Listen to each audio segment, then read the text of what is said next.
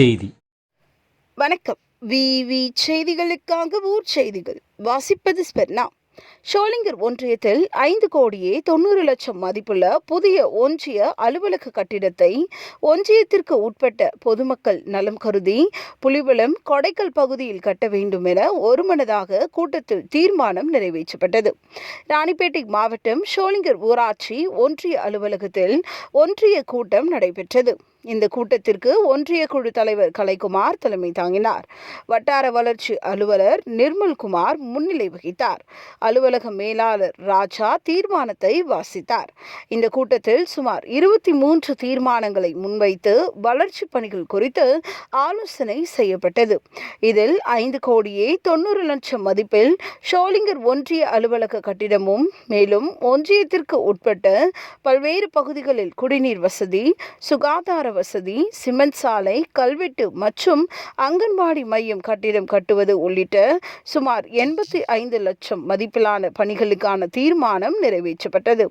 தற்பொழுது நகராட்சி பகுதியில் இயங்கி வரும் ஊராட்சி ஒன்றிய அலுவலகத்திற்கு புதிய ஒன்றிய அலுவலக கட்டிடம் அரசு 5,90,00,000 நிதி ஒதுக்கி உள்ளது.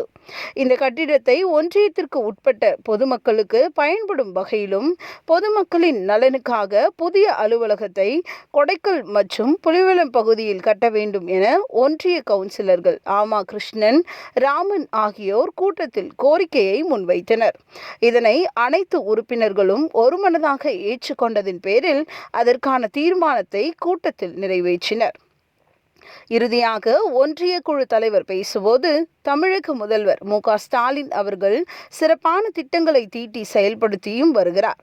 பொதுமக்களுக்கு சுகாதாரமான குடிநீர் வழங்க வேண்டும், கொசு மருந்து தெளித்தல், பொதுமக்களுக்கு தேவையான சுகாதாரம், அடிப்படை வசதிக்கான சாலை, தெருவிளக்குகள் உள்ளிட்டவைகள் முறையாக பராமரித்தல், ஒன்றிய கவுன்சிலர்கள் அனைவரும் ஒன்றிய வளர்ச்சிக்கு பாடுபட வேண்டும், தமிழகத்தில் முதன்மையாக ஒன்றியமாக திகழ அனைவரும் ஒன்றிணைந்து பணியாற்றுவோம் என தெரிவித்தனர்.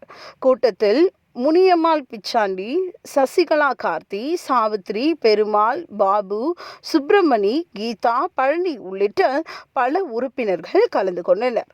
விவி செய்திகளுக்காக விஜய் மற்றும் பாஸ்கர்.